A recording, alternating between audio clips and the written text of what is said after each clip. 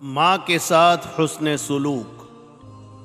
حضرت ابو ہریرہ رضی اللہ تعالی عنہ مشہور صحابی ہے۔ آپ اپنی ماں کے بڑے خدمت گزار تھے، ان کا خوب خیال رکھتے تھے۔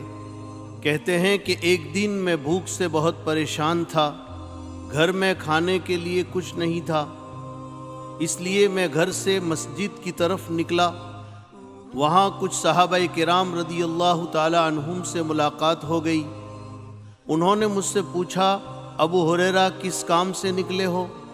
میں نے کہا، بھوک سے پریشان ہو گیا ہوں، اس لیے گھر سے نکل کر ادھر آیا ہوں۔ ان لوگوں نے کہا، اللہ کی قسم، ہم بھی بھوک ہی کی وجہ سے نکلے ہیں۔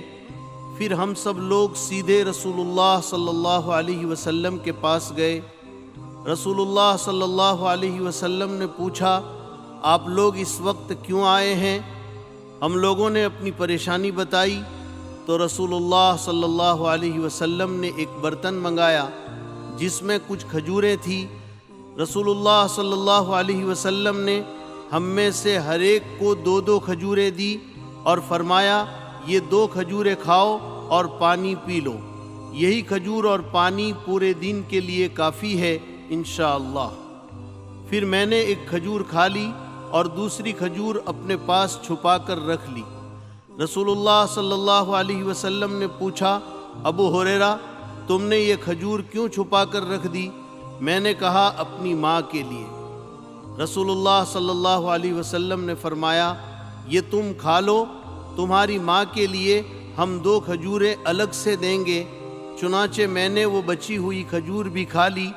پھر حضور صلی اللہ علیہ وسلم نے میری ماں کے لیے الگ سے مجھے 2 کھجوریں دی۔ بزرگوں، دیکھا آپ نے، حضرت ابو ہریرہ رضی اللہ تعالی عنہ خود بھوک سے پریشان ہیں، مگر اس وقت بھی ان کو اپنی ماں کا پورا خیال ہے۔ حالانکہ جب کوئی انسان بھوک سے نڈھال ہوتا ہے تو عام طور پر ایسی حالت میں اس کو کوئی چیز یاد نہیں ہوتی، لیکن ابو ہریرہ رضی اللہ تعالی عنہ ہے کہ بھوک کی حالت میں بھی ان کو اپنی ماں کا فکر ہے۔ اس لیے ہمیں بھی چاہیے کہ ہم اپنے ماں باپ کا پورا خیال رکھیں، ان کی خوب خدمت کریں، انہیں کبھی ناراض نہ ہونے دیں، ان کی ہر ضرورت پوری کرنے کی کوشش کریں۔